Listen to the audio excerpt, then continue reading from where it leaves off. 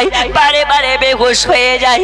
নবীর আর একজন সাহাবী যার নাম হযরতে ওমর, এই ওমর ঘরের ভিতর থেকে লাঙ্গা তলোয়ার খানা নিয়ে নেয়, উলঙ্গ তলোয়ার খানা নিয়ে ঘোরাতে ঘোরাতে বার হয়েছে।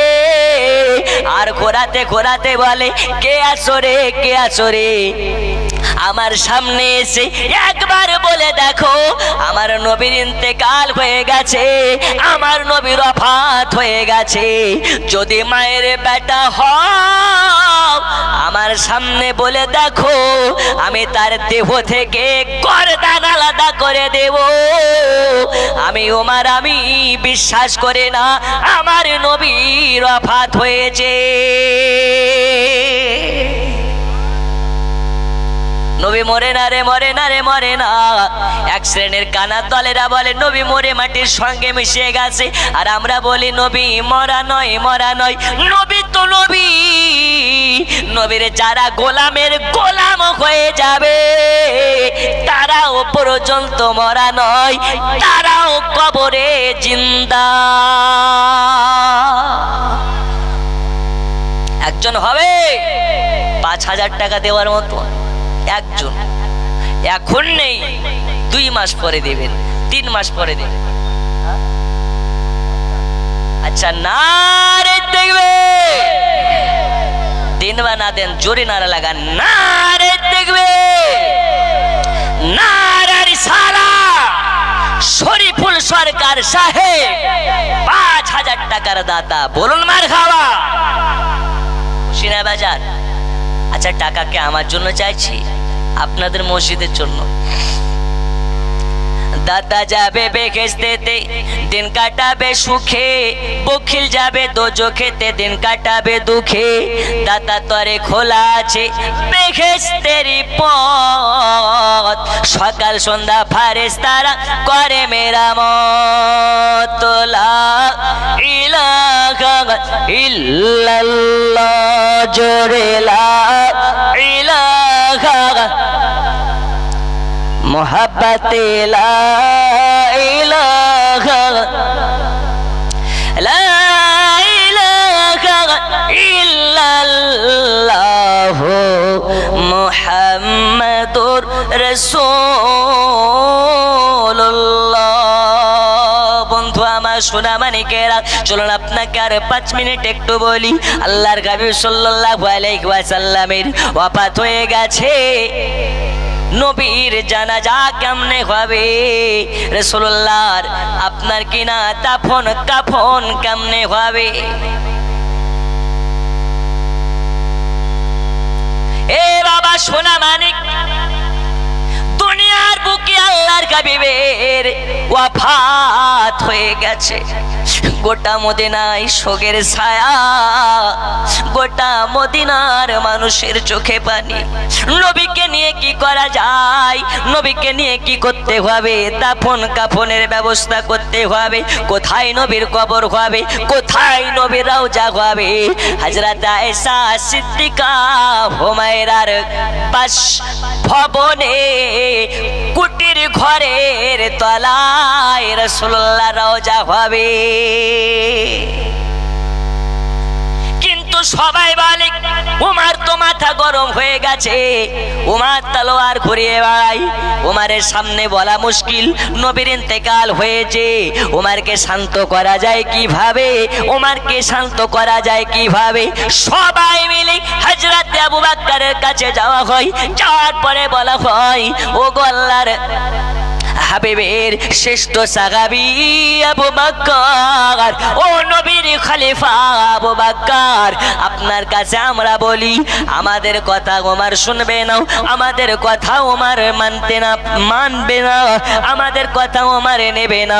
আপনি তাকে বুঝিয়ে বলুন যাতে ওমর তলোয়ার ঘোরানো বন্ধ করে। এ আমার সোনা মানিকেরা, হযরত আবু বকর ওমরের কাছে যায়। যাওয়ার পরে কানে কানে একটা যেন কি বলে দেয়। ওই কথাটা কি? ওই কথাটা হলো কুল্লু নাফসিন যায়কাতুল মাউত। ওগো ওমর, তুমি কি শুনোনি? তুমি কি শুনোনি? আমাদের নবী আমাদেরকে বলে গেছে, কুল্লু নাফসিন যায়কাতুল মাউত। আল্লাহ যাকে জান দিয়েছে, আল্লাহ তাআলা তার জন্য মৃত্যুকে অনিবার্য করে দিয়েছে। আল্লাহ তাআলা যাকে জান দিয়েছে, মৌতের স্বাদ তাকে চাখতে হবে, চাখতে হবে।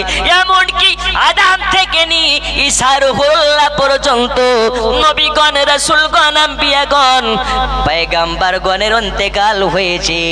আমি আখিরে জামানার শেষ নবী, আমারও একদিন ইন্তেকাল হবে। এ ওমর, তোমাকেও ইন্তেকাল করতে হবে। আমি আবু বকর, আমাকে ইন্তেকাল করতে হবে।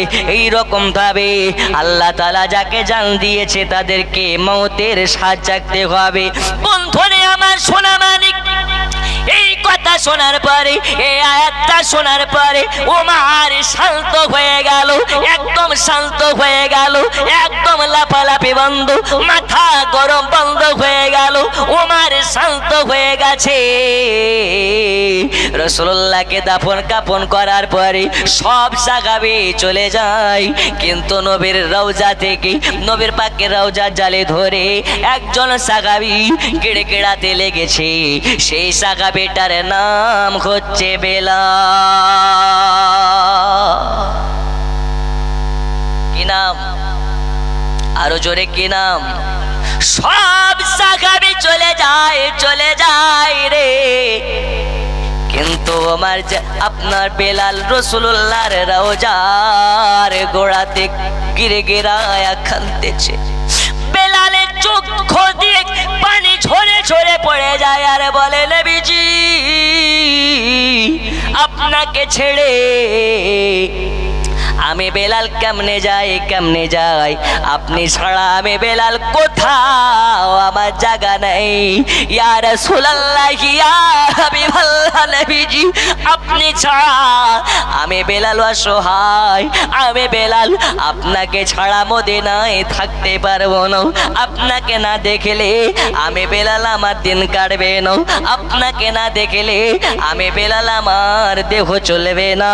আপনাকে না দেখলে আমি বেলাল, আমি মেম্বারে দাঁড়িয়ে আজান দিতে পারবো না। জোরে বলা যাবে না সুবহানাল্লাহ। যেই বেলালের আজান শোনার জন্য আল্লাহর ফারিস্তারা সারি সারি লাইন হয়ে যায়, যেই বেলালের আজান শোনার জন্য স্বয়ং রাসূলুল্লাহ দাঁড়িয়ে দাঁড়িয়ে বেলালের আজান শুনতেন। ওই বেলাল কেমনে আজান দিতেন? যে বেলালের কণ্ঠস্বর হযরতে ওয়াইস করুণী করুণ দেশের জঙ্গল থেকে শুনতে পেতেন। জোরে বলুন সুবহানাল্লাহ। আমরা কেমন নবীর দেওয়ানা, আর তারা ছিলেন কেমন নবীর দেওয়ানা। ফিলিস্তিনের মাজলুম মুসলমানের দিকে লক্ষ্য করুন, পেটে পাথর বেঁধে তারা হাহাকারে জানাচ্ছে। ফিলিস্তিনের মাজলুম মুসলমানেরা মসজিদ বাঁচানোর জন্য বাচ্চা কোরবান করে দিচ্ছে, মা কোরবান করে দিচ্ছে, বাপ কোরবান করে দিচ্ছে। মসজিদে আকসা রক্ষার জন্য ফিলিস্তিনের মুসলমানেরা বাড়ি ঘর ধন দৌলত সব কিছুকে আপনার কি না আল্লাহ রাস্তায় কুরবানি করে দিচ্ছে।